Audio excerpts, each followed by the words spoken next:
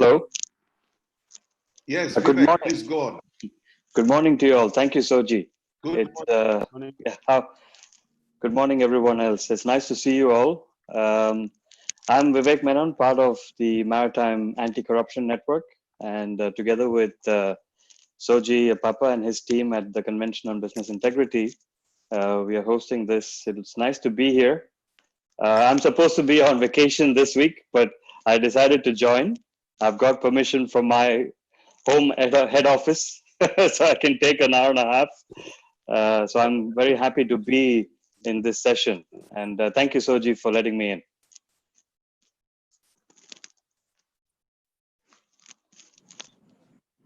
Okay.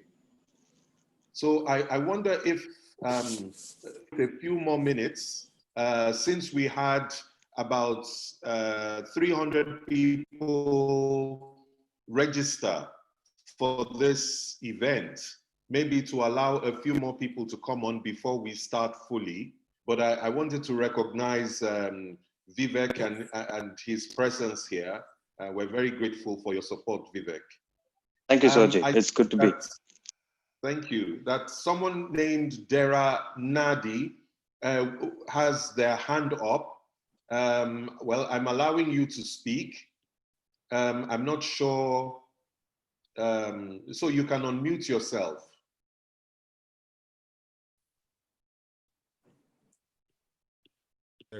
Good morning. My name is Dera Nadi. I work with Nigerian Customs Service. I'm presently serving at Tinkan Island Port Command. I just want to listen in as an observer and learn one or two things about the maritime industry from experts like you. Thank you very much.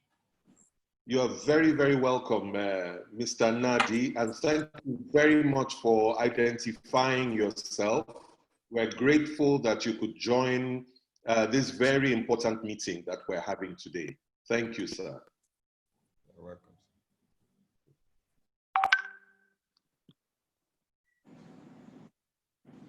Good morning. I just joined back in. Mr. Papa, can we start now? I said we should wait maybe even 5 minutes. Okay, Let's just wait. So another 2 minutes, and then okay, we begin. Okay, sir. Yes. Okay, sir. Vivek, good morning. Good morning, Cynthia. Very nice to see you. Same I hope here. you're well. Yeah. Yes, I'm fine. Very good. Thank you.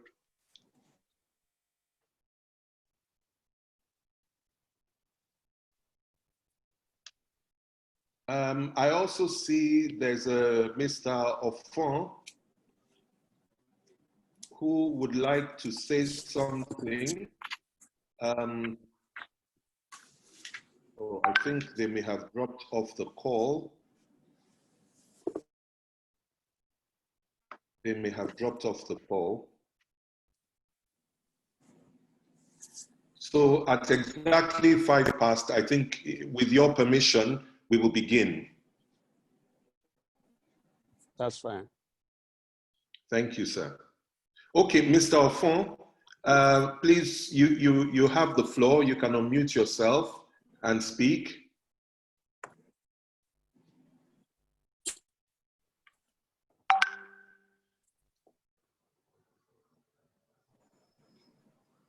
You can unmute yourself and speak.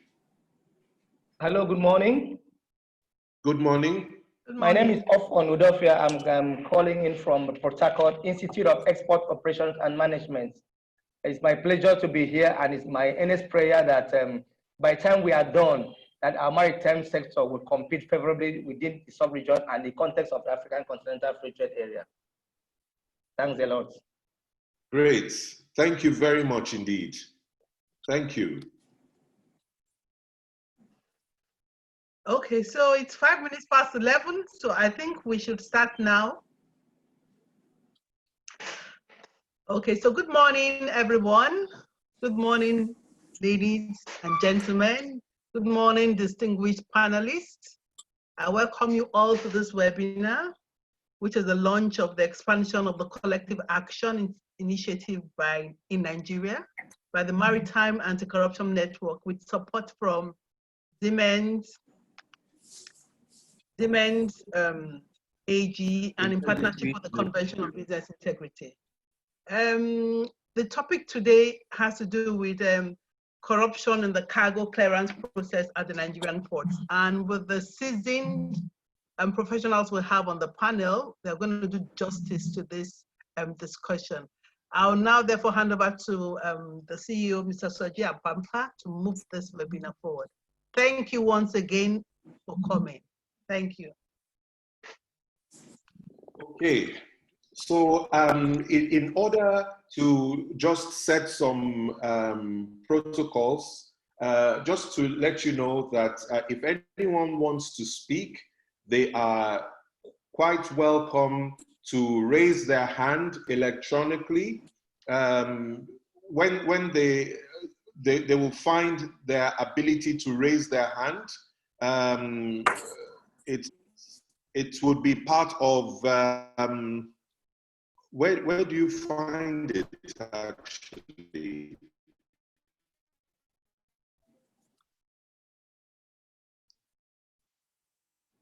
I think if you look around, there would be an opportunity for you to have a drop-down menu, which includes raising your hand. If you have contributions to make while the speakers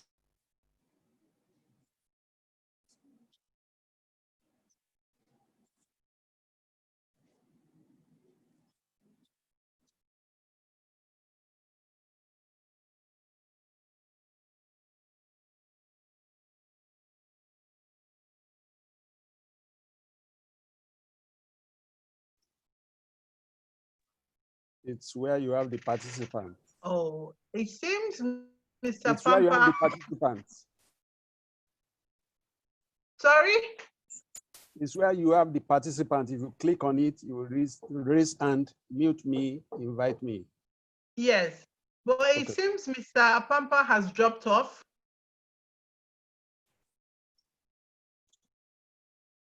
Oh.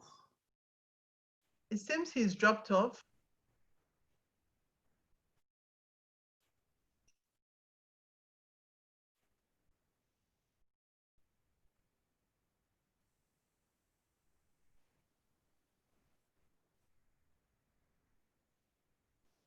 Okay, so while we're waiting for Mr. Cynthia Akpomudiare to come back on, I think he has a bit of internet issue.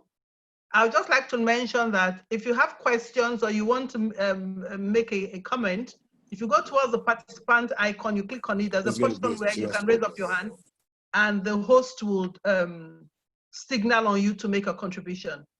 Mr. Ruwais, okay, Mr. Pampa is back on. Thank you very much. Apologies, I'm having all sorts of connection challenges this morning. Very quickly, just to set the scene, I will start with a definition, a working definition of corruption.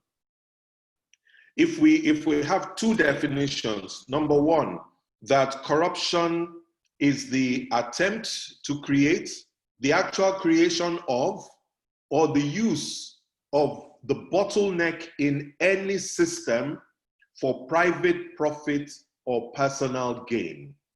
So creating, using, attempting to use any bottleneck in any system for private profit or personal gain is corruption. Also, the perversion of, or the attempt to pervert the normal process within an entity for private profit or personal gain is also corruption. So at least that gives us working definitions for what we mean by corruption when we're looking at the ports. So perversion of processes, creation of bottlenecks, or using bottlenecks, all of these together for private profit or personal gain. So maybe I can now start by introducing our panelists. And we have Dr. Kayode Okpeifa, who unfortunately has been called away to a meeting. We hope he can still join us. He's the Vice Chair of the Presidential Task Force on Restoration of Law and Order to Apapa. In other words, clearing up the bottleneck and all of those trucks outside of the ports. We also have Prince Olaiwola Shitu, who is the former president of the Association of Nigerian licensed custom agents or custom licensed agents. Please forgive me if I get the order wrong. We have also Mr. Babatunde Ruwashe, who is the former president of Lagos Chamber of Commerce and Industry, and Dr. Muda Yusuf, who is the Director General of the Lagos Chamber of Commerce and Industry. So please join me in making them welcome. Let me put the first question to Prince Shitu. How does corruption manifest in Nigerian ports, in your view, sir? Thank you, and I hope you are hearing me. You need to acknowledge that. Very clearly, sir. What I had to do was to shift from the other phone and put on this phone when I saw that I was not hearing your delivery. But it's nice to be here. If you are hearing me, I hope I can continue. Please, sir. Go ahead, sir. Thank you very much. Greetings to everyone listening on this webinar. It's a privilege to be invited out of many experienced people in the maritime industry. It's a pleasant surprise by the personality that had to put forward my name. However, I come with a very long years of experience in the maritime industry, starting from 1969 when I cut my teeth, and up to today, not retiring from that industry. And from all the years gone by, the issue has always been the issue of corruption. And I can summarize by saying, it would be a misnomer to say it's an uphill task to eradicate corruption in the port. But I can tell you it's a very, very difficult project that has been tackled by various governments, various individuals, and yet nobody has been able to find solution to corruption in the port. Because I know earlier, Soji, you had given us definition of corruption, and that definition suffices because corruption is a dishonest act to benefit from an action within the port. I hope you are getting my point, sir. Yes, sir. The common trend in the maritime industry is the issue of cargo. The shipper is the focal point, is the central person. Because if there is no shipper, there will be no cargo. If there is no cargo, there will be no vessel. No vessel, no port. No port, no MPA, no NIMATA, no custom, no nothing. So the shipper is the initiator. That shipper is the sacrificial lamb upon which the proceeds of corruption, he bears the responsibility and bears the, how will I put it now? It's took on his shoulder. For every shipper, whatever cost it takes to get cargo out of the port, finally ends up being added to the cost for the end user. You will permit me to briefly mention here the sequence of corruptive tendencies within the port industry. I call it the germinators of corruption in the maritime industry. What I mean by who plant the seed before it grows? And they are the following: the shipper himself and the shipping agent. Most Nigerian shippers foresee the tendency of their being extorted in the port. So they start from the beginning, cooking the food that will be served to the corrupt influences in the process. So the shipper and his shipping agency, who is representative of the liner, who will aid and abet under declaration or non-declaration, are the germinators of the corruption in the port, because these are the foundation on which is laid for others to feed on. The terminal operators, they receive cargo on behalf of shippers through the shipping agency of the liner. And when you go to see what people see, what they experience in the terminal, you will see that that is a hub of activities that gives room for extortion. Security agencies. Because the discretionary powers given to security agencies to decide the fate of cargo, whether for it to be released or detained or whatever, that discretionary power is so powerful. And it's one of the germinators of corruption. Then, of course, though recently it has become known to everyone, the transporters and haulage companies, who for once are able to determine how much it will take for them to drop one box of consignment within Apapa and Apapa, and there is no control. There is no regulation. Therefore, for every shipper who knows he must pay so much in order to evacuate the cargo, he will add it to the cost of doing business. And that goes back to the issue of germination. And then, of course, all the government agencies who are regulatory agencies, they're also part of the germinators. Germinators because their existence is a necessity. And the workers, those who are working for them, have that discretionary power to determine and create a delay, which is an incentive for an agent to say, please, I can't waste this time. What can I do for you? That is how corruption emanates, germinates, and then facilitated by the following persons too.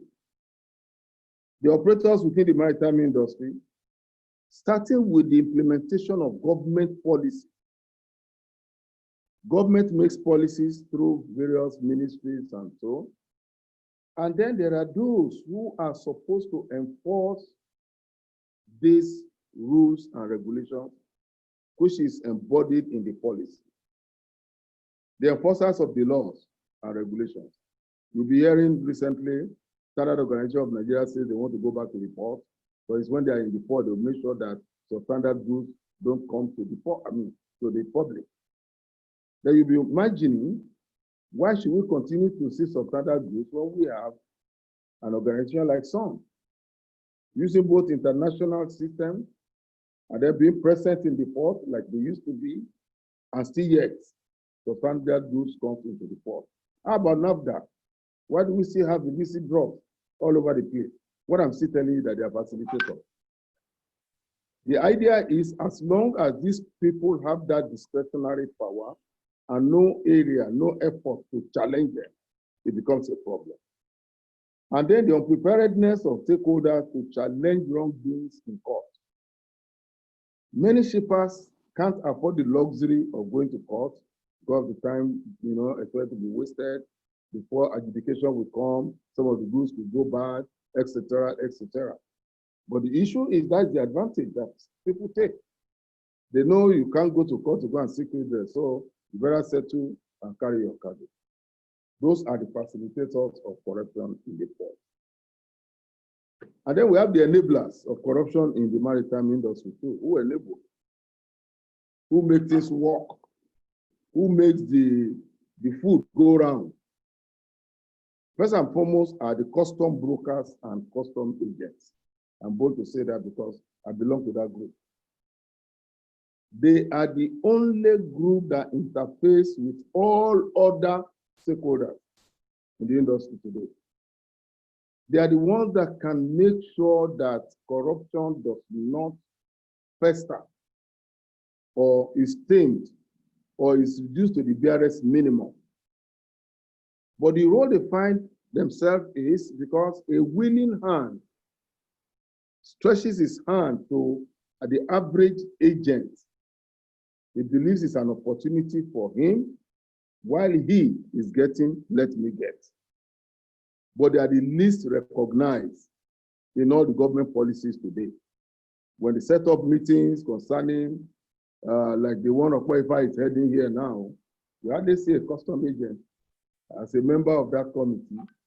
But they are the people that can give you all the information of where the loopholes are, including the haulage problem we are having, which is not only due to bad roads, what about the enrichment of the individuals who are participating? So enablers are the ones I'm bringing along now. The second group of enablers are consumers of goods that absorb whatever increases are thrown at them, which sustains the corruption too, because we don't have organizations that can protect the interests of the domestic consumer. We don't. Abroad, when it's, the increase in the cost of bread alone can create protest. But we don't protest in Nigeria here unless we want to protest for political reasons. So the consumers themselves are enablers. I've mentioned about transporters with arbitrary increase in transport costs. And then the rush to take delivery, the competition between shippers. I want my cargo to get to the market as early as possible. Whatever it costs, I better give them money, let me carry my load. That's part of the corruption we're talking about. The dilapidated access road infrastructure, we all know about that. It's been promised, nobody can do the set it up. Why government is not doing it is also enabling those who make money through the road being what it is now. And then next is the enforcement of import prohibition items and the Nigerian-ness in us. I know quite well, I had Nnamdi, the customs DC, is listening in. So part of this statement go through him. The import prohibition list is part of the policy of government to encourage local production. But I can tell you honestly, government's intentions are not met because the Nigerian-ness in us that makes us prefer imported items, goods that are made abroad, and this includes our leaders also, has made it possible for Nigerians to look for any means, whatever means, to bring in goods that are supposed to be on prohibition list. That's why you hear about smuggling. Somebody will tell you that are there customs not at the checkpoint? Why am I finding these goods at Balogun? No, you can never be everywhere. Even in a enlightened society like America, smuggling is still part of the order of the day. You cannot rule out totally smuggling. So enablers are the consumers too, those who would like to use foreign items than the local one. But with the advent of pandemic now that we are still battling, it has shown that we can make do with our locally produced, including food items. See, nowadays it's difficult for those who have the means going abroad to go and bring them down this way. And then finally, on the issue of enablers, we don't have any central interministerial intervention agency all over the world, in all the borders, in all the ports, both air and sea port. The customs service of that country has always been the lead agency. The lead agency is an agency that's supposed to know all. They're supposed to be learned gentlemen of the security agency. They're supposed to invite other agencies where matters that need their intervention is required. They are also supposed to be able to overrule agencies in order to assist the facilitation of trade. But not in Nigeria. All the government agencies today that have to do with cargo in the port belong to different ministries. The quarantine officer might be doing what is wrong. A customs officer cannot direct him or correct him or overrule him. Rather, he will ask you as an agent to go and sort yourself out with them. When you are finished with them, then you come back. That is not trade facilitation for us. All the ministers today are more relaxed to have their own persons working inside the port. Name it. NAFDAC is under Ministry of Health. SON is under Trade and Investment. Customs is in Finance. MPA is under Ministry of Transport. At what stage can we harmonize decision to say, look, the way we need to work, the standard operations procedure to be adopted, who is going to supervise it? Will have been the Nigerian Customs Service. But when it's you discover that it's every man for himself, God for us all. If you bring a letter from Minister of Finance and show a custom officer, for example, in the operational area, I will tell you this is not from my CG. So go back, take it to my CG, let me get directive from him. Within that period of going back and forth, time is wasted.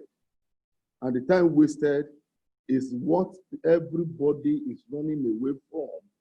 That is the fertile ground that creates extortion and facilitates corruption. There's so much to talk about corruption, including the ones that those of us in our industry deliberately do, because when government gives like custom service now, a target means by the end of this year, you're supposed to have collected XYZ amount. I'm sure this Nnamdi will not go to America to go and bring the goods so that they can pay the duty that will make sure that the government gets the target. No. The target he will want to support is proper duty is paid, proper declaration is made, and duty collected for federal government. Whether he meets the target at the end of the year or not, it's not supposed to be his problem, but it's his problem. Because every target met comes with commendation to the top management that will smile that the boys are really working, but at what cost? That cost is what people try to evade. So in order to meet with the federal government's target, they also try to meet their individual target. What I mean by individual, all the stakeholders, without exemption, including me. I work in the dirty industry. You cannot escape it because the attraction is there for you to just make the money, but it's not right. And whatever we can do through this webinar, and if not because of the pandemic, I think the more of these anti-corruption seminars, the more we can do, the more people that participate probably will change our orientation. I can also tell you, amongst all the laws, there are individuals, and I'm very proud to say that I am also one of them, who prefers their integrity rather than the slush for money, which at the end of the day will not keep your name. And some of us protect our name anywhere we are. Let me pause for now. I can come back when called upon to continue on this discussion. Thank you, Soji. Thank you so much. Distinguished ladies and gentlemen, you will agree with me that that was a very thorough and insightful look at corruption in Nigerian ports. I am hearing that there are two main things that keep the engine going. Number one is the discretionary powers of the officials who run the processes at the ports. I took that very clearly out of Prince Shitu's submission. Secondly, is the fact that there is an unwillingness to take up the issues. So whether it is on the part of those who should be aggrieved or on the part of consumers to whom they pass on the costs, that all the stakeholders appear unwilling. And why are they all unwilling? Is because they see it leading to a delay. And a delay means extra cost, extra time, and it means you cannot predict or control the outcome. And therefore, we have a whole host of people and attitudes that seem to have developed from this situation. And let me give you 5 attitudes that I'm hearing. Number one is that the cargo owners become pragmatists. So the cargo owners then decide that, look, whatever it takes, whatever will bring my cargo out now, whatever will get it out, how much are they asking for? Just pay and go. Just pay and bring out my cargo. That's one attitude. Then there's the opportunists who say, well, I have the discretion, I can do what I like, and there will be no consequence. In fact, I will be celebrated because I've brought in more revenue. Nobody will ask me, how much was that real revenue I brought in? So long as I have increased over what they have asked me to bring in, they will not ask me about how much was the rest. So therefore, in the end, you are breeding opportunists as well. Then we have many people who are the service providers in the middle who seem to just be survivors. That I didn't create the system. There's nothing I can do. What do you want me to do? If I don't pay this, then the cargo won't come out and the clients will sack me. They won't use me another day. And clients prefer to use agents who know their way in the system and can make things happen in the time and manner that the cargo owners are expecting. So again, those survivors justify not acting. You may have a few moralists who go there, but they suffer. They suffer for doing the right thing because in the end, they are helpless to deal with the situation.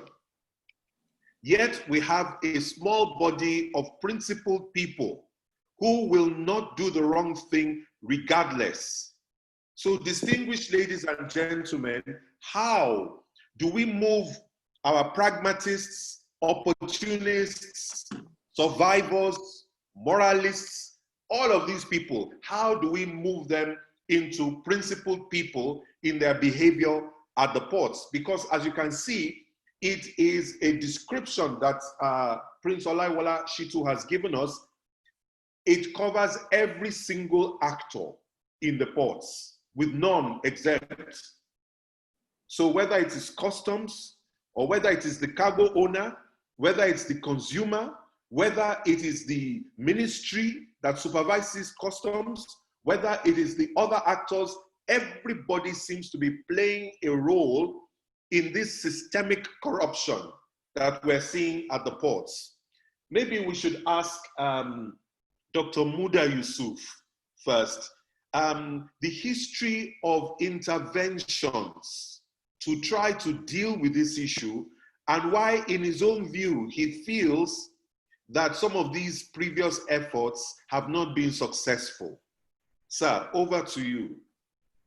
Yeah, thank you very much. Well, let me commend Prince Shitu. He has presented what I can call the keynote paper that we all just need to speak around. He has covered practically all the very important aspects of the discussion. Just for me to amplify some of the things that he has said. In the Chamber of Commerce, and I'm here, our past president is also here on the panel. It has been a very, very frustrating experience trying to intervene in matters like this. And just as you said in your summary, and just as Prince Shitu said, we have very serious system and systemic issues, which makes it very difficult to get redress. First, in most cases, you are dealing with a scenario where the accuser is also the judge. So head or tail, you hardly win. Because if we want to complain about many of these issues, you are going to complain to the same authorities, to the same systems that are also beneficiaries of whatever experience you are having. So you hardly get justice. And because of that frustration, and just as you said, business people are generally very pragmatic people. Because you have a business to do. If you are faced with a systemic issue or a system issue, where you know that the cost of redress is almost impossible, then you have to adopt a pragmatic approach. Out of frustration, not because people are not willing to challenge these things, but because they are faced with a situation where the system itself don't allow you to even effectively challenge it. So that is the problem, you know. And for us, when we have such issues, we have escalated to the customs. Once in a while, I mean, we get some fair intervention at some high levels in the customs, but most times we don't succeed. We don't succeed. I must tell you that. And because the business person is also worried about cost, and rightly so. Because what are you going to tell your shareholders? That you are fighting corruption at the port, that is why you are running the business at a loss? So now you have imported a cargo. First, you have borrowed money to import the cargo. Interest is running on it. You have an issue with either the customs or some of these agencies. You have a limited time with terminal operators before they begin to charge you demurrage, which are additional costs. You have a challenge with the shipping companies, which could also present additional costs. And yet you have a system that, okay, even if no matter how strong your case is, you are confronted with a system that cannot resolve that case first timely, and even if they resolve it, you are not sure that it will be resolved in your favor. So it's a major problem for us in the Chamber of Commerce. And there's also the problem of impunity. Because in all of this, there are hardly consequences. And if you have a system where there are no consequences, it perpetuates impunity. And just as Prince Shitu said, the companies are not just the public sector officials. There are also sometimes even the private sector operators. Because you have issues of under-invoicing, fake declaration, and all sorts of issues. But how much consequences have we seen? How many people have we seen sent to jail for either under-invoicing or under-declaration? Or, I mean, there should be consequences for these things. And the corruption of public sector officials is so brazen, is so open, that you begin to wonder what kind of system we are running. Because these things are just taken without being hidden. So we have a problem of the fact that there are no consequences. We have a problem of impunity. We have a problem that doesn't have a structured, reliable, dependable process for redress. The redress process is not there. Even at the Chamber of Commerce, the last visit we made to the Vice President, we escalated the matter. That this is becoming a very big problem. Because if you look at the customs chain, for instance, you can count over a dozen people that have the authority to stop your cargo. Even if the customs area controller has signed off, you have more than a dozen within the port and even outside the port. So there is no center of authority, nobody, I mean, there's so much uncertainty around it. You can't be sure how much it will cost you to clear a cargo to deliver to your premises from the start to finish until you eventually get it to your premises. You cannot be sure, you can't predict the cost. So there's so much uncertainty around that. And as I speak to you, we are dealing with quite a number of such issues that have been going forth and back to the customs, asking them, pleading with them, and doing all sorts of things, writing, complaining, and all of that. But you hardly get redress. And again, let me say that trade facilitation is supposed to be one of the major KPIs for all these agencies, but it's hardly the case. There is no measurement, as far as I can see, to assess them on how well they are doing as far as trade facilitation is concerned. The only KPI that we know of is revenue. And just as Principal said, once they meet that target, then they have done well, irrespective of the damage that has been done to the business environment. If you look at the ease of doing business report of the World Bank, this trade across border is one of the worst areas in terms of our performance. So let me stop there and allow other panelists to also make contributions. Thank you. Thank you very much, Dr. Perhaps I can ask Mr. Babatunde Ruwashe to also speak on the pains of business emanating from the levels of corruption in the ports processes.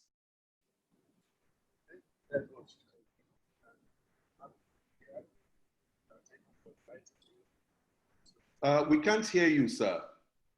Hello, can you hear me now? Is it better now? No, sir. Hello? We hear you only very faintly. Hello? Hello? Hello? Is it better now? Yes. Yeah, go ahead now. It's better now? Yes. Is it better? Good. Thank you for inviting me to this webinar. It's a privilege to allow me to come and say something about what is happening in the maritime industry. And Prince Olaiwola Shitu had actually said a lot about, he painted the picture. Apparently, he's one of the people that we have been in the trenches together for decades. This is an old problem. And whatever is happening there, people are just taking advantage of it. Unfortunately for us, it has developed its own life. It has become a business for some people, a group of people to make money out of it. Let me run through the problem that people have in maritime industry. Like if you're a shipping line, you have a situation where the rules are not very clear. Who can board your vessel, what they need to ask for. So you have to contend with that. You have to also incur certain costs that should have been taken for granted. You have to contend with it. You have people coming on board your vessel, people who are not even supposed to be there. And those who are supposed to be there might come on board asking for things that are very, very irrelevant. You can imagine if somebody goes on board a vessel that is not Nigerian flag carrying, looking at the passport, the validity of the passport of the crewmen. When they have what we call crew booklet. The crew booklet is something that any certified crewman can use like a passport anywhere. And more, you have a vessel that is carrying the flag of another country. So going on board that vessel is not to check whether those people have valid passports, but to look for whether they have all the passes to operate and to come into that nation. And if they are not carrying anything that is unwholesome. But that is the sort of thing you have. So if you have shipping line, like people have said, you have to add this cost to your costing to break even, because you have to make some profit. Then you move on from there, you come onto the road, you have this logjam that we have today, which is created by people who are making money out of this logjam. It started a few years back, several decades back in Apapa. Big Prince will remember. It was around Coca-Cola there, when you had people who have packs who are out there to sell either cement or to sell flour. So they cause obstruction for people who want to access the port at that time. The local government is supposed to do things to ensure that they clear the road. They come occasionally when you make so much noise, pretend that they are clearing the road, and the police, after some time, these people will come in there, which means business was brought in there. Access to port was being impeded at that time. Same thing happened at the Tinkan end, where you cannot access from mile 2.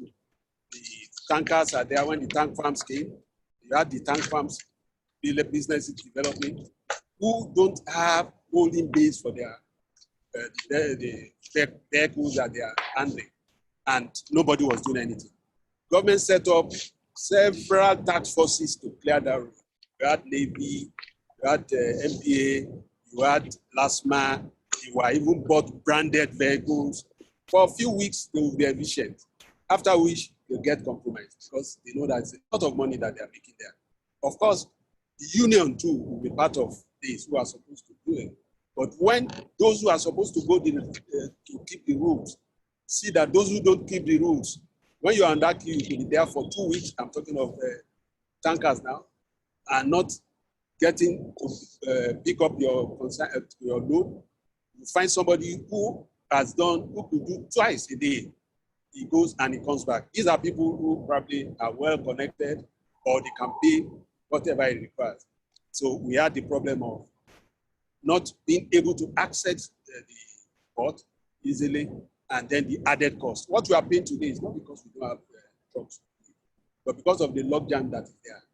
That's why we are paying so much, that we are paying more than 10 times what we should have paid to move consignment out of the port.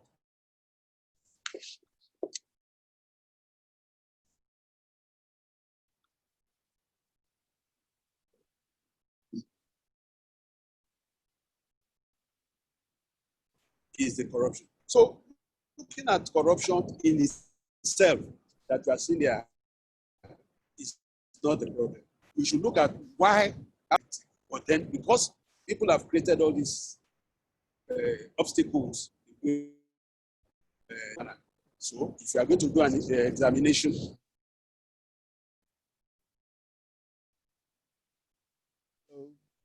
I'm back.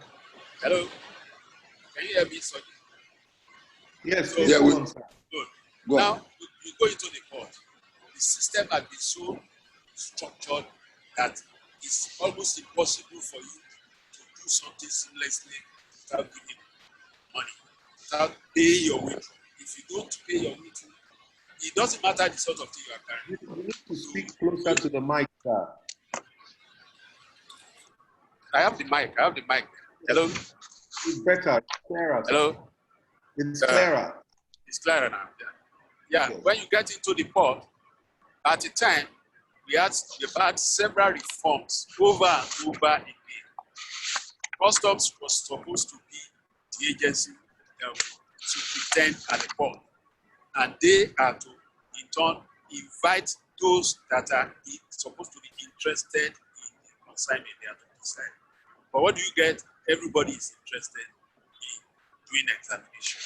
And this is an examination that is done manually. You have to move. They want to see the end of the container. If you don't want them to see the end of the container, it comes at a cost. They are supposed to do joint inspection, but different people come at different times to do it. The system too seems not to have confidence in the people there. So you have people who will tell you that they are only accountable to the CG in Abuja and they are not under the control of the CAC in the local CAC. So you have all these content, you have all these people to deal with. And what does this create? It creates bottleneck. It comes at a cost. You have to pay money. So what I think we need to do, okay, you come to valuation, for instance. Somebody tells you the value of that you have in your pre-assessment report is low, that you have to pay more. Just to insist to make sure that they get some money from you. You have to contend with that. So thank God these days we have what we call automation. We have been talking of single window forever. If we have single window, let us automate the system. If you have automate the system, you can check who is doing what. If somebody is doing something that is out of point, it's very clear you see it. But we are not automating. We are having a system where you clear a consignment from the port. Before you move 2 kilometers down the road, you are stopped by Nigerian customs. It's taken to somewhere to go and carry on inspection again. Probably nothing is found there. Maybe something is found. Nobody goes back to whoever has done, because this is something that has been subjected to physical examination to start with. It was signed off by certain persons. Nobody goes back to check. So if, for instance, we have scanners, this will be out of the way. If, for instance, when I'm applying for my power, the issue of valuation and every other thing has been taken care of, nobody will extort me, nobody will tell me that my valuation, the value I'm stating is under the benchmark. This benchmark, I always ask, would you make it available to us so that when you are trying to make your order, you know that this is the benchmark? No, it is known by somebody who only himself knows that you are not within a scope that is not okay. All these are sort of locks, big locks that has been put in the way of people. And like Prince Chitu had said, you have to be very innovative and smart to keep your head above the waters. So you find that, like the people who say in the down street, Oniman Dag, Oniman Beria.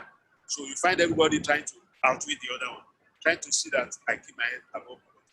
Because you even find that if you are on the right side of the law, it's slower for you. Other people who are ready to do the deal move faster than you, because you are carrying book and you are going there. Like my DD has said, we write to Abuja. How long before Abuja will reply you? You will be paying demurrage. You might lose those consignments. You will lose market. You will lose everything. So the system has to be automated. We have to get out of this way of doing things manually. We have to have a way of checking who has done what and at what time. You have to also have timelines.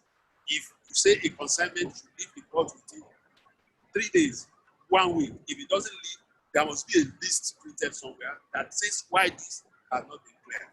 What are the infractions? Why is he not leaving the place? And in any case, we must have an ombudsman system where I can complain to, not necessarily the man who is stopping my cargo from getting out of it. Some other persons will look at it, and you must give reason why such a concern. If we have all this, we automate our system. Because in other clients, you pass your entry. When you do the entry, if NAFDAC is to be involved, you know that they will do a booking for you with NAFDAC. If Sun is to be involved, it goes to Sun. So you have your date with all these institutions. If they don't have any business with it, it's not there. And it is something you can carry like this. We're struggling to hear you well, sir. The microphone is moving, so we can't hear you very well, sir. Let me try and change it and see whether it will get better.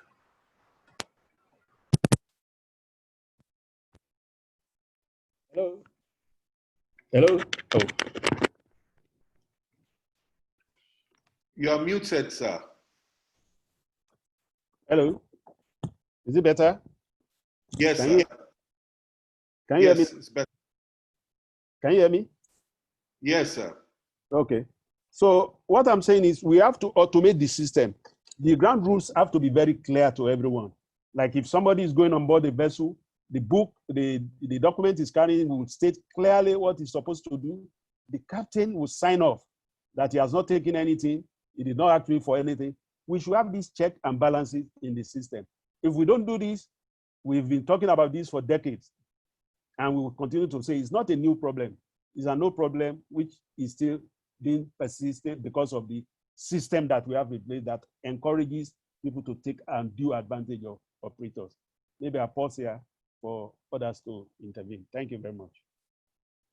Okay, thank you very much, Mr. Babatunde Ruwashe, the former president of Lagos Chamber of Commerce and Industry. Maybe this is a good time for us to give you an idea of what the Maritime Anti-Corruption Network, in partnership with the government of Nigeria, what we have achieved in terms of reforms at the ports in Nigeria. Mr. Menon, are you there? Will you be able to give us a quick update on that? Yes, Oji, I'm here. Can you hear me? Yes, so if you can give us a quick summary of the MACN projects in Nigeria and some of the successes so far, because Dr. Muda Lawal in his submission has said that it is not possible to get timely resolution of issues and that there is impunity, there are no consequences, that the rules that the agencies are supposed to follow are not clear. I think Mr. Ruwashe made that statement.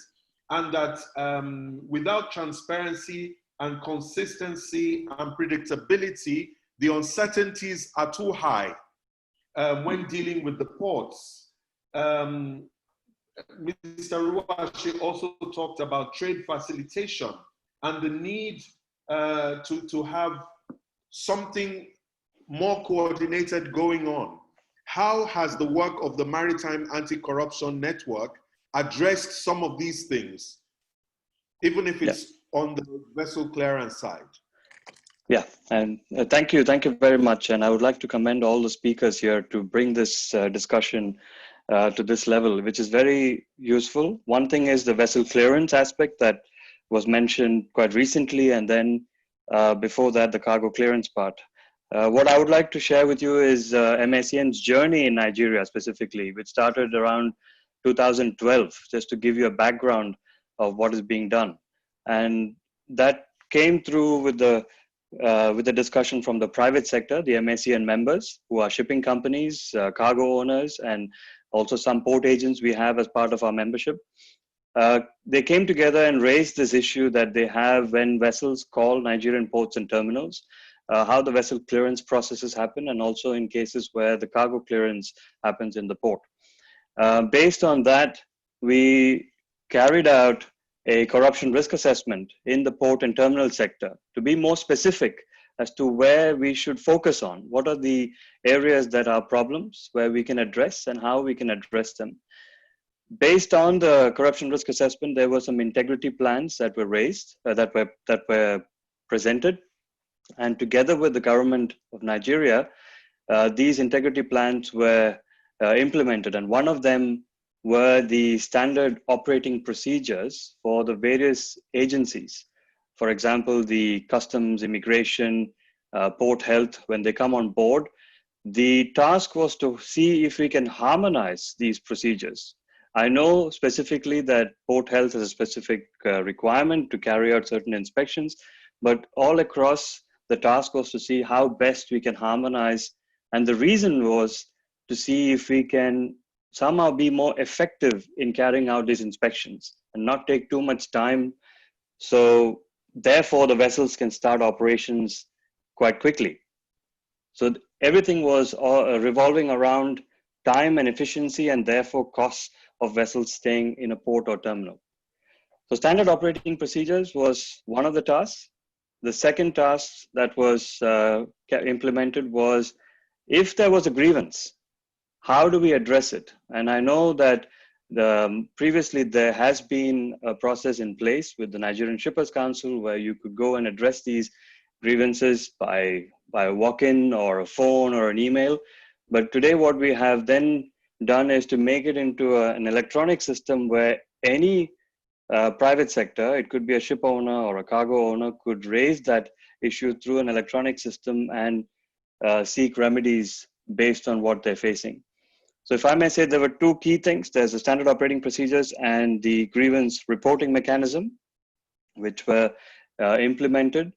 And more importantly, there was an element of training and education as well that was provided to port officials to give them an understanding of what really happens when a vessel comes to port and the whole process of vessel clearance and what delays mean to the port and eventually the country. So that was also part of the work that MACN together with the Conventional Business Integrity did together. And over a period of time, we also realized that the private sector needed to also work very closely in this process. And that is where in 2019, we have, together with funding from the Danish Foreign Ministry, or DANIDA in short, we have engaged in a 4-year project which tries to raise this awareness both for the private sector and the public sector to make use of these integrity tools that are provided today.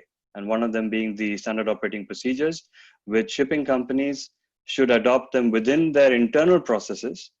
And at the same time, if there is a grievance, they should make use of the grievance system that is developed by the government of Nigeria. Now, looking at the successes, as Soji, you asked me, last year specifically, the challenge has been that from our side, I think the MACN member side, there have been very little usage of this grievance process. But what we saw last year through the awareness raising program, where we were in country doing a lot of roundtable events, and also at the MACN members meeting where we had the delegation from Nigeria represent and share the challenges, but also the opportunities that are lying ahead.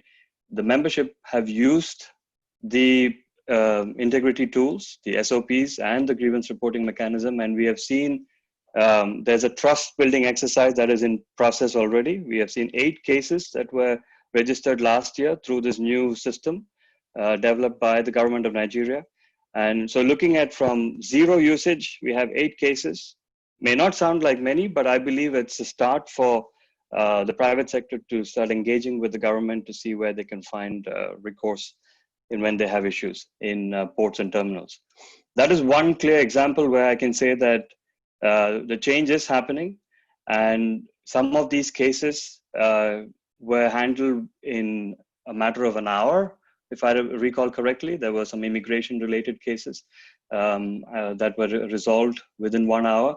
And I must say that there has been a lot of effort being put by the Shippers Council to address this together with the team, Soji, your team locally in Lagos and Abuja. And I think everyone involved in this process have done a tremendous amount of work to push this, both raising the awareness of SOPs and the grievance reporting mechanism to a level where we can say to take next steps. So this year, the focus is going to be how we can improve this reporting mechanism and also try and hopefully reduce these cases going forward. So I think that's to give you a brief of what MACN has been doing in Nigeria. I won't take too much of time in explaining all the details of it, but I'll leave that to you, Soji, now. If you have any questions, you're welcome to ask. Thank you. Okay, thank you so much, Mr. Vivek Menon. Mr. Menon is himself a former ship captain. So he's talking about some of these processes that he knows very well. We still get issues with vessels complaining about port health, complaining about the port state control, complaining about immigrations, and officials from these different agencies insisting on creating some trumped up infractions against which they're demanding money. But making these reports through Shippers Council has escalated these things to the top of the agencies concerned. And by and large, the vessels have been able to complete their assignment in Nigeria and sail away without having to pay a single penny. And we have had responses between 1 hour, and in the beginning, it was taking up to 48 hours, like 2 years ago. So now MACN is saying, how can we expand that to cargo clearance? So now that there is some kind of process in the vessel clearance where if you do not want to be part of the corruption, you can opt out and successfully resist corruption, is it possible to do the same on the cargo side? And what we will be relying on are the standard operating procedures, which customs and all the agencies at the ports have signed up to, and also the grievance reporting mechanism that we have. And the only way to know is when we test it as the private sector. So it starts with the private sector, as we were told by Prince Shitu earlier, that we are one of those who germinate the seeds of corruption. So if we're able to use those integrity tools, as Mr. Menon has mentioned, if we can use those tools, then we can avoid corruption. But before we open the floor now to participants to give their feedback on their experiences using the Nigerian ports, I am glad to mention that our speaker, Dr. Kayode Okwefa, has now joined us, and we will give room for him to make some comments. Dr. Okwefa is the Vice Chair of the Presidential Task Force on Restoration of Law and Order in Apapa, Lagos. Dr. Okwefa, you're welcome. Yeah, can you hear me? Yes, clearly, sir. I'm struggling.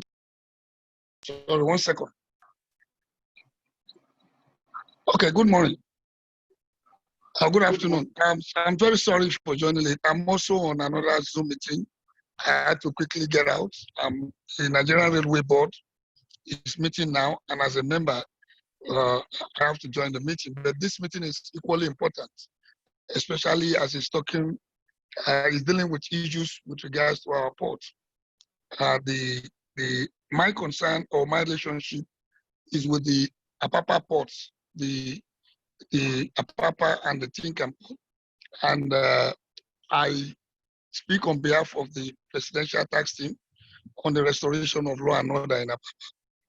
And I'm the Executive Vice Chairman. Now, we were asked to come into the port sometimes precisely May 22nd, 2019, and we have 6 broad terms of reference.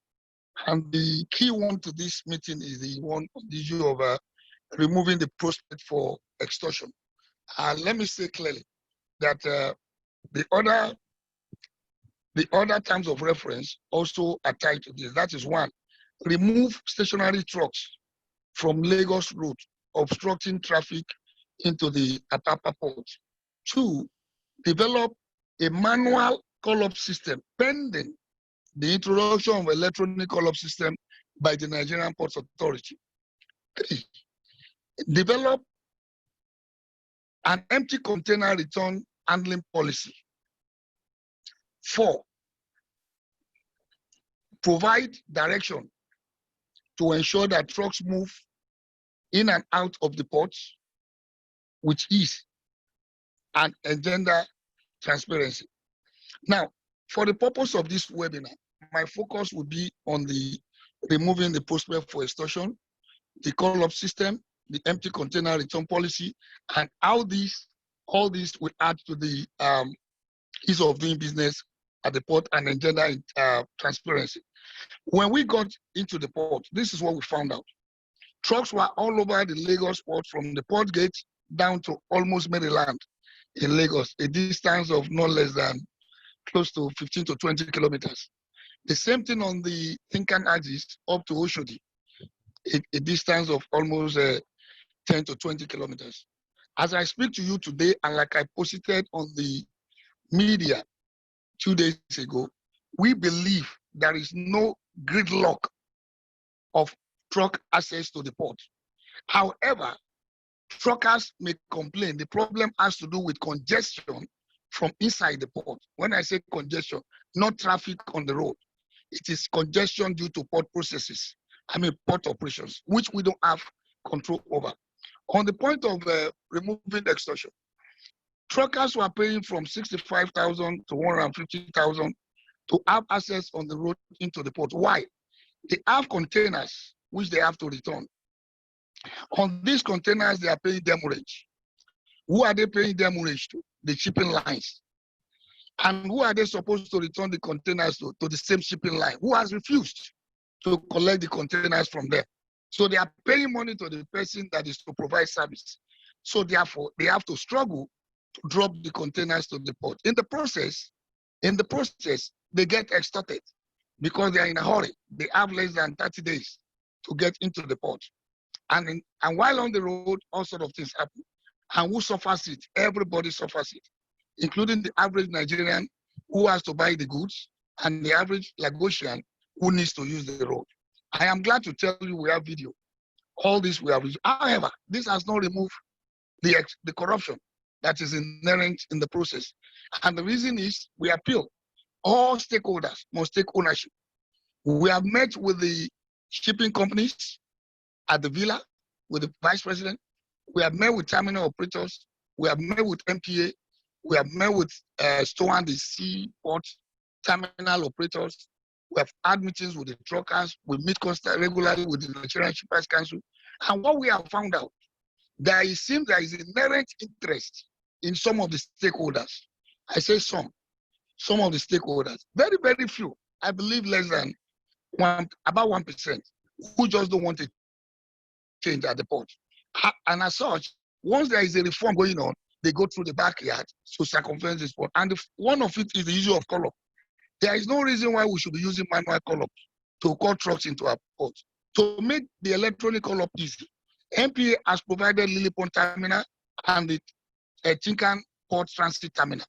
It is instructive to know, once these terminals, the transit truck terminal operates the right way, trucks will be called electronically, and that will reduce human interference. We did our best between June and October, and we operated working with MPA this transit truck park at Lily Pond. It is interesting to note Those who are supposed to do better, frustrated, keep frustrating the effort. And as I speak today, all efforts to make Lily Pond operate optimally is not being adhered to. So we need the stakeholder, the terminal operators, who are one of them specifically needs to be talked to, the one that handles container at the Apapa port. That is the APMT. And also on the other side, the TICT.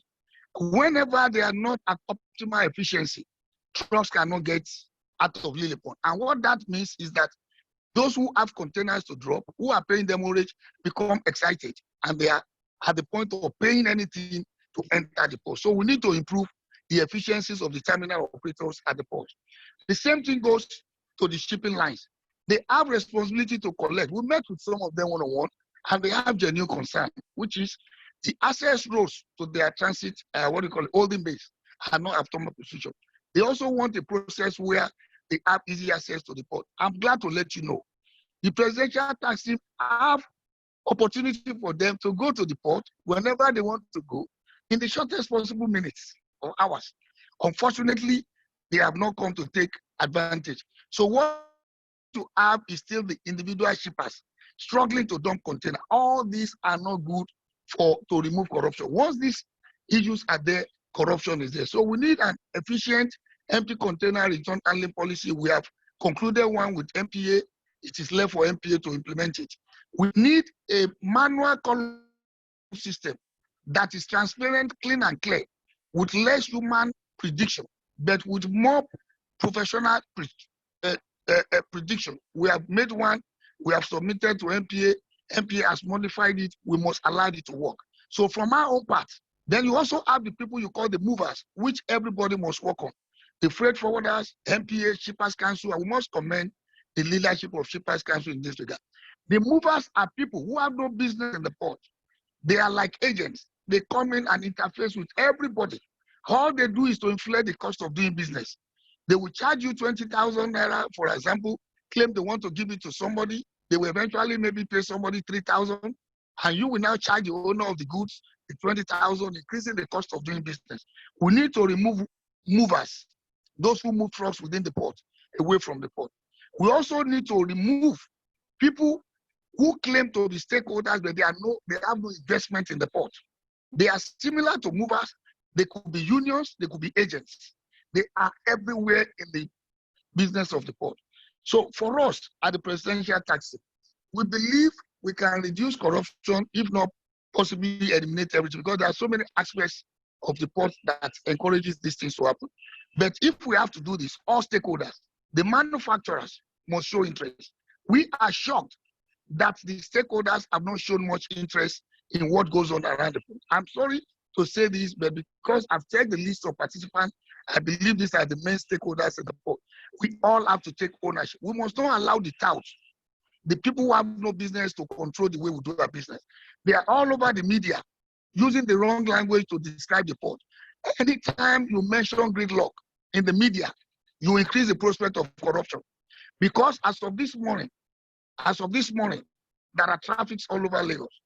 As of this morning, there are easy movements on part of Lagos. And as of this morning, people have left their homes and they're already at the port. Some trucks have left their garage and they're already in the terminal.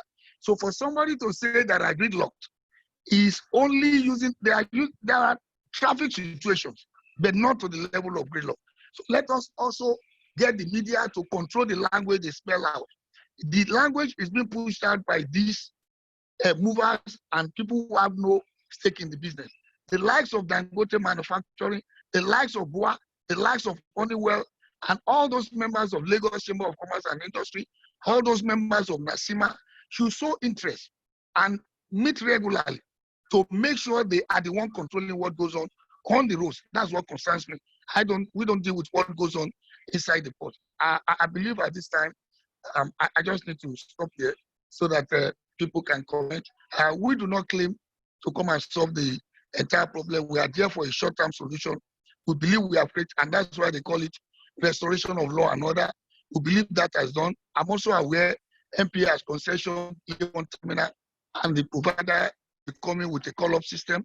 We are told this will happen August 1, 2019. We are approaching August 1, 2019. 2020, we are now being told it will happen August 1, 2020. That's a year after. It's not too late to make amendments and do correction. We are also equally aware that Shippers Council has met with the shippers, has met with terminal operators, and has also met with shipping lines to moderate the cost. And I'm aware, I was present at the meeting, the cost of moving goods from the port is known. Unfortunately, what shippers pay, or maybe what people who have consignment pay, is more than this. There is a need for us to document who and who is a transporter, who and who is a trucker, who and who are shippers, so that we approach the right people and we eliminate as much as possible the prospect of middlemen in order to reduce, if not completely eliminate, corruption at the port. Thank you very much. Thank you very much, Dr. Okpeifa. I think at this point, I know Mr. Muda Yusuf, Dr. Yusuf would like to make some comments, but I think we should allow comments from the floor. We have somebody just listed as Xperia XA1 Ultra. We've been asking you for your name. We have not received your name, so we're unable to take you yet. Send us your name and we will recognize you, please. Otherwise, if there's anyone else, please raise your hand and then you'll be able to ask your question to the panelists. Mr. Menon, there was a question from Tamino Priye White asking a question of you. Have you seen the question in the chat, sir? And would you like to respond to that question? No. Yeah. I can't see. I've not seen. Mr. Menon. Soji. Yes. Yes. Okay. Yeah, I've seen the question, and the question reads, just for everyone's interest, it says, are all these successful grievances, grievance complaints and processes of resolution documentation made available on the online website? I was wondering if I could have a look at them on the online site. Thank you. I think this is referring to when I mentioned that the grievance reporting mechanism, we had 8 successes from last year. The way the system is set up today is that there's a portal called the Port Service Support Portal, which is hosted by the Nigerian Shippers Council, where you can find the collection of all the standard operating procedures and also where you can report these grievances. And this is where you need to register, and then you can register your grievances as well and get respective remedies to the related problems. And I want to understand that due to the sensitivities of what the case is about, you can't get access to all that information. And this is the same for even the private sector companies who are MACN members when they report in their cases. So there are some documentation which may not be available for all to view. However, we have internally documented how many cases have been registered. We have a record of that at MACN and CBI.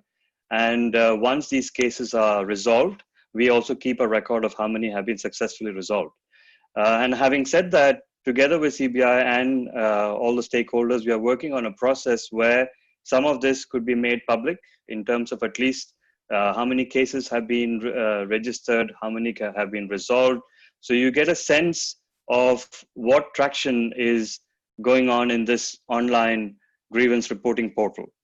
So basically, what I would like to say is that today we have record of that information with ourselves, but we have not made it publicly available. But we are working on that process together with our partners in Nigeria. Thank you. Soji, if you would like to add something there, please. Yes, no, I think you have dealt with the matter. The website of Shippers Council will be the place to go, this pssp.ng, but it's currently under repairs. So I'm sure if you try again in about a month, you should be able to see these cases as well, because we've been trying to encourage the government to publish the cases publicly. But since the cases relate to members of the Maritime Anti-Corruption Network, we know about those details. So if there are any specific things you want to know, then you can get in touch with the Convention on Business Integrity, and we can try to respond to those ones specifically. Can I yield the floor to Dr. Cyril who we have given the floor to ask his question or make his very quick contribution, please. Dr. Cyril. Yeah, this is Dr. Cyril. Thank you very much, the convener of this very interesting conference. And my sincere appreciation to Prince Shite and all other contributors. My contribution here is this. We have seen that you are fighting integrity in port management. And the maritime industry is one of the most strategic sectors in every nation's economy. But the fundamental issue I want to ask or contribute, maybe from the angle of academics, is for you people that are the anti-corruption agencies in that very industry or port administration to involve what is called IT automation policy in the management of port administration. What does that mean? Is that documents need to move, not physically, rather electronically from one stage of clearance to the end user. That will help to certify the management, because it is recorded that Nigerian port is one of the worst ports in the world. Myself as a transport economist, we are finding it very difficult bringing in foreign entrepreneurs for them to come and do business in Nigeria. And we want to encourage young entrepreneurs for them to go into this MSME, at least to partner with the effort of developing the local industries with the effort of bringing in imported goods. So the best option I am bringing in here is this: develop what is called port management ethics, whereby those that are not involved are not supposed to be there. At least regulate the terminal operational relationship with the shipping council. If that can be done, it will help to facilitate your ideas. Thank you very much. Okay, thank you very much. We have a question from Oluwadare Joshua Oyebode that says, what are your recommendations for eradicating corruption in the cargo clearance process at the Nigerian ports? From the work of the MACN, all the agencies, including customs, including the transporters, including the freight forwarders and so on, they have their standard operating procedures. So we need to get all who use the port to become aware of those standard operating procedures so they can demand that those procedures are followed. If the procedures are not followed, then there is this grievance reporting mechanism. And we have told you, we have help desk at cbinigeria.com. Help desk at cbinigeria.com. If you try to insist on the standard operating procedures to be followed and they are not followed, you can report through us if you are concerned about reporting directly. Otherwise, you report directly to the Nigeria Shippers Council. Try them, and you will see that within, in fact, as soon as your complaint is received, they will acknowledge, and they will keep you abreast of all the steps they are taking, and they will follow through to the end. So you can actually get redress. So if you feel pressure to pay because there's a likely delay or you think people will not answer you, you can remove that from your mind, because the Shippers Council and all of the aim together, but it has not been well publicized, which is where we are working to try and improve public knowledge of this. Xperia XA1 Ultra, can you tell us your name, please? I will unmute you. If you tell us your name, then you can go ahead. Otherwise, I'll have to mute you back.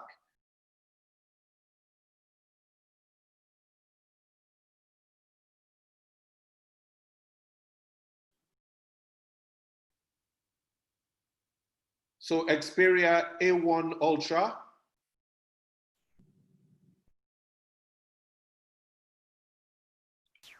They cannot hear me. So I've muted you back. Spoken. Yeah. So Okay. So Dr. Muda Yusuf, would you like to respond? And then we will have Mr. Ruwashe, and we'll have Prince Shitu also then making a final submission. Yeah, thank you very much, Mr. Apampa. I think the issues have been very well laid out by all contributors to this conversation. What I just like to say is that we should be looking at the fundamental issues. Because if we don't deal with the fundamentals, no matter how well we put together some of these things, including the SOP, we still continue to have problems. And I start with issues of procedure. For instance, there was a time we got a complaint from the oil marketers who are importing petroleum products about the approvals that they need to get from the Navy. Because Navy also has to give some approval, I don't know what for, when these vessels come in. And we are told that rather than allow the naval authorities in Lagos to give the approval has to be given from Abuja, the naval headquarters. That was creating all sorts of issues for importers of petroleum products at that time. And our various commentators have talked about issues of technology. No matter what we put in place, for as long as we don't have a technology-driven system, we continue to grapple with this problem. Now, some of these technologies are not record science. We have been talking about scanners for over 5 years or more now. Getting scanners to work or procuring scanners is not rocket science. But as we speak to you today, with the volume of cargo that comes into this country, we are still doing physical examination of cargo. That is a bottleneck. So any system that we put in place that creates any form of bottleneck, there will be corruption. No matter how well documentation or SOP we put in place, if you don't remove a bottleneck from a system, naturally there will be a problem of corruption. That is the way it is. Then we also need to look at policies, because sometimes the trade policy also has a way of contributing to the problem of corruption in the ports or in the maritime sector.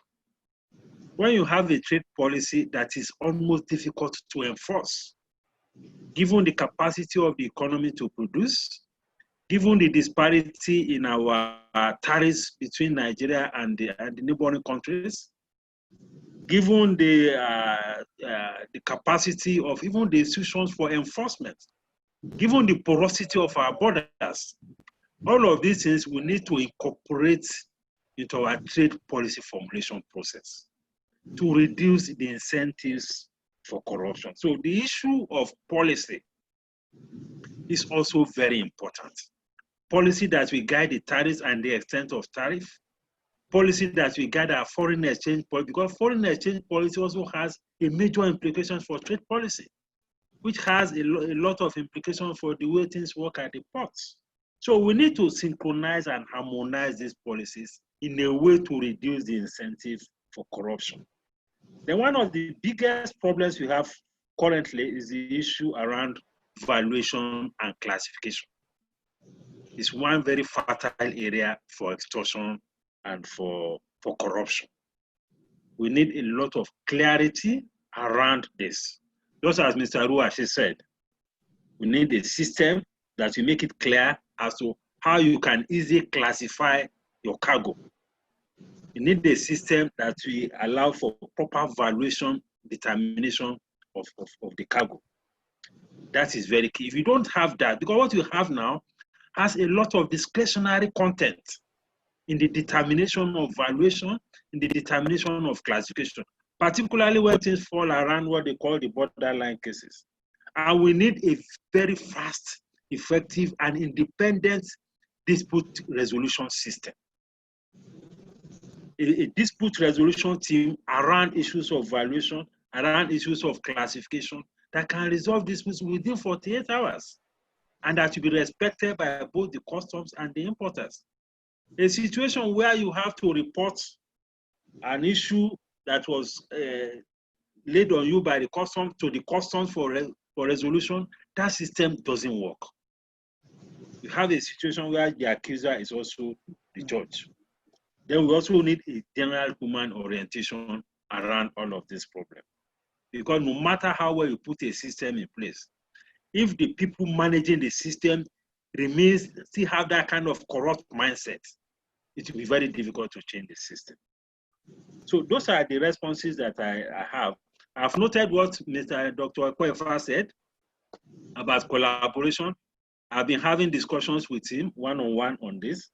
We like to work more on that with him to ensure that we deal with some of these issues around the congesting the ports and escalating what we need to escalate to the appropriate authorities.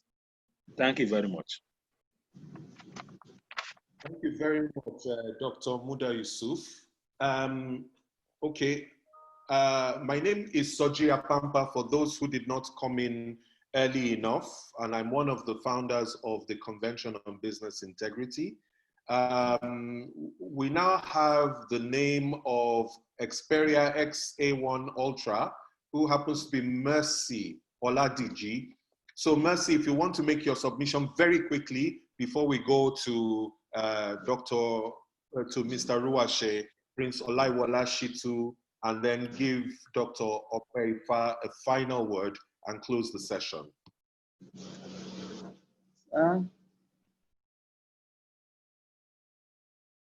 So Mercy, please go on. Sir?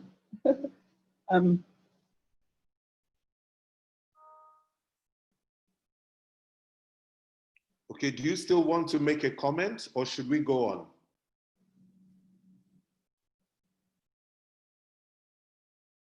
Okay, so Mr. Ruwashe, please can you then continue, sir? Thank you very much, Soji.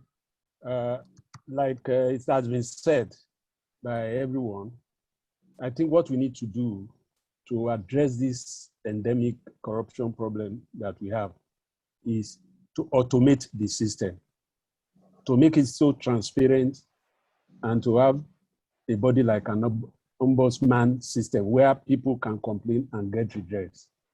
There should also be a system where erring government officials are reprimanded and they are dealt with. There is no point having the same officer committing the same offense, creating the same bottleneck, and it's left at his post. It gives the impression that from above actually is just a pawn in the hand of a bigger force behind it. And all these efforts, like what your organization is doing, should be made known to the public so that people can take advantage of it. All the bodies that are organized bodies, like the Chamber of Commerce, like the various trade groups, should know what is happening at that place. And we should be able to access and see how issues that were raised were resolved to either this one way or the other. With transparency will actually make the system work. And the idea of turning regulation into revenue generating objective should be discouraged by government, because this is counterproductive. If an officer is given a target to make money, hook or sink, he will do everything to create problem for other operators. And the system should also be obeyed, where, for instance, at the port, the CAC, you don't want to put it on. Other Okay. bodies that just I'm enjoying this discussion. One is coming out of it. Oh. Like in the CAC, local CAC, for instance, where there are other bodies that are not subjected to the system, should be discouraged. What we have been hammering on, single window, automated single window that we have been hammering on, should be done just like yesterday. It's easier today than it used to be. Very easy and cheaper. Thank you very much. Thank you, sir. Prince Shittu, sir.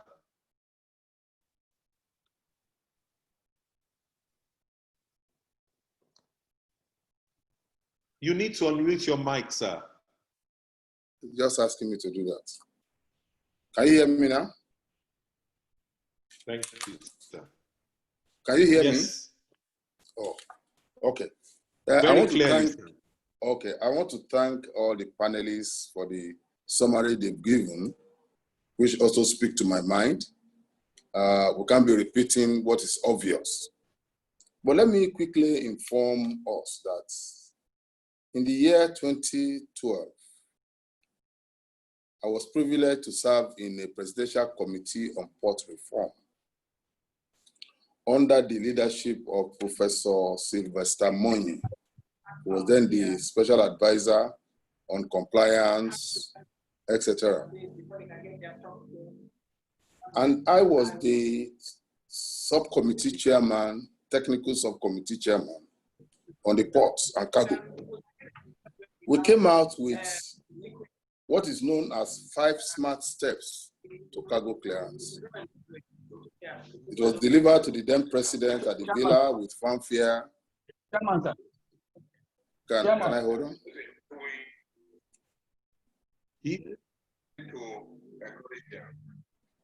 Hello, sir. Please go ahead. Oh, okay. Now, it was received at one maritime outing in Abuja that was well attended at the villa. Most of the senior maritime gurus were there. And it was adopted for implementation. But I'd like to tell you that was the end of the story.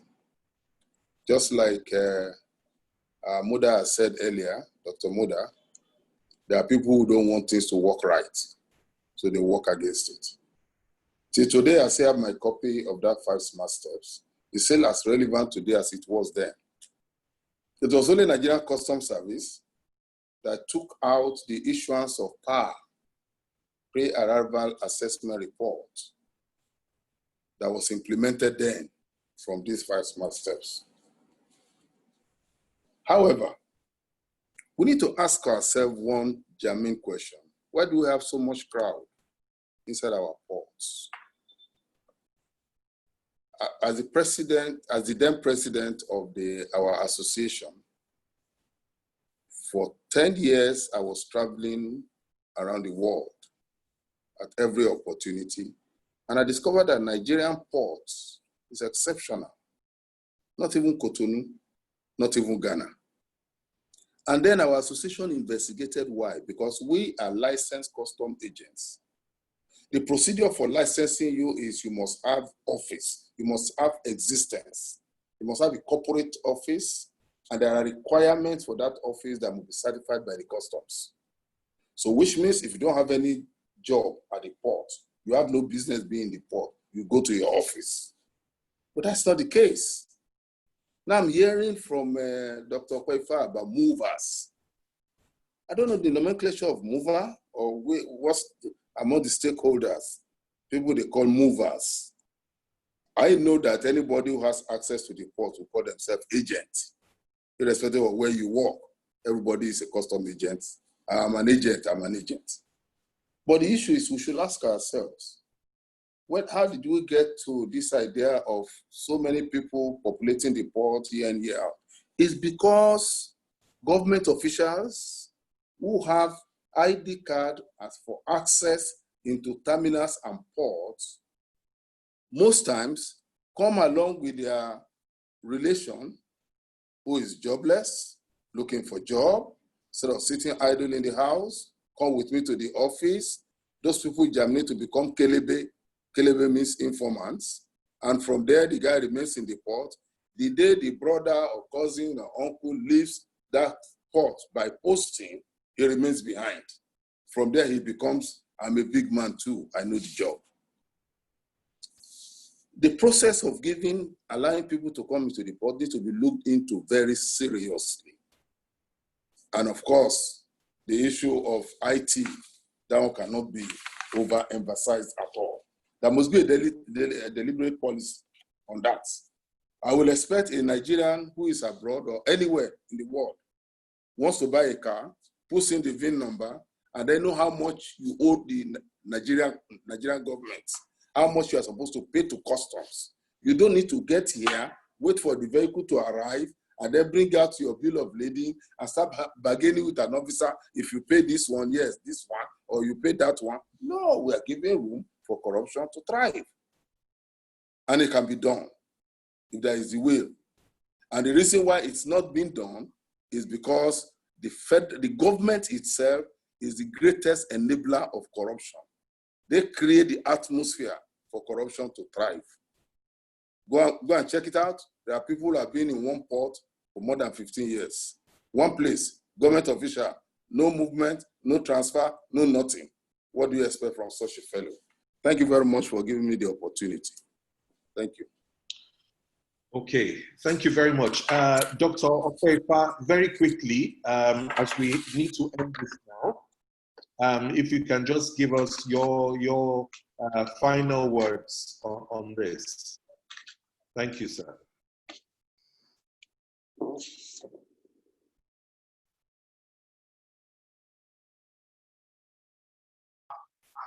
Hello? Yes, sir. You want, sorry, it's because I'm switching between two webinars. Sorry, just tell me what you want me to do. No, just to ask if we're closing the seminar now, okay, and we wondered if you had any final word before we close. Okay, I'm just going to add this. I listened to the DG of the Chamber of Commerce, and I believe he had encapsulated most of the things I wish to put forward. But let me say this, our port system efficiency, we need to look into it. And we need to look into the data coming out of the port for the purpose of integrity, transparency, and to remove corruption. We also need to note that most of the SOPs, policies, and procedures being branded around within the maritime sectors are not in operation. Just like the LCCI DG said, while we are putting up these standard operating procedures, guidelines, policies, a lot of the port stakeholders will tell you they have one. For the short period I've worked within the sector, in the last 12 months, I've discovered that the policies are always on paper. The standard operating procedures are either archaic or not being implemented. And where you put up one for the system, the operators are not too keen in getting it to work. So we need to work in that regard. And I just felt I need to bring this up. We put up standard operating procedures for the operation of our job. After like 3 months, they scuttle it, they don't want it to work. We put up a policy agreed by all stakeholders. After some movement, you see somebody who should be doing better, he will be the one coming to say that it's against port operations. And you keep wondering if the port operation system in Nigeria is different from the standard port operation system somewhere in the world. So I want to align with the all other contributors that we need to really sit down and address the issue of the maritime sector. And like Senior Advocate of Nigeria, Mr. Olisa Agbakoba said to me on TV that for the last corruption in the port has been there for the past 40 years. I believe we have opportunity to stop it this year. If we all work together and we all agree to take responsibility, I don't see anything that is not semantic. Thank you very much. Okay, distinguished ladies and gentlemen, thank you very much. This brings us to the close of this webinar. Just to mention of our efforts on the cargo side to improve the effectiveness and efficiency of the processes, to contribute towards it, and also to ensure that we're able to contribute towards reducing corruption in the ports. We have made some modest contributions towards reducing corruption in vessel clearance for those who know the processes. and we're popularizing those processes. And now we want to expand those through the help of the Siemens Integrity Initiative to the cargo clearance side. So we will invite us all to please join us in this collective action. And we've asked also in the chat that you should please send a mail to info@cbinigeria.com if you're interested in joining us in this collective action. With that, distinguished ladies and gentlemen, we bring this webinar to a close.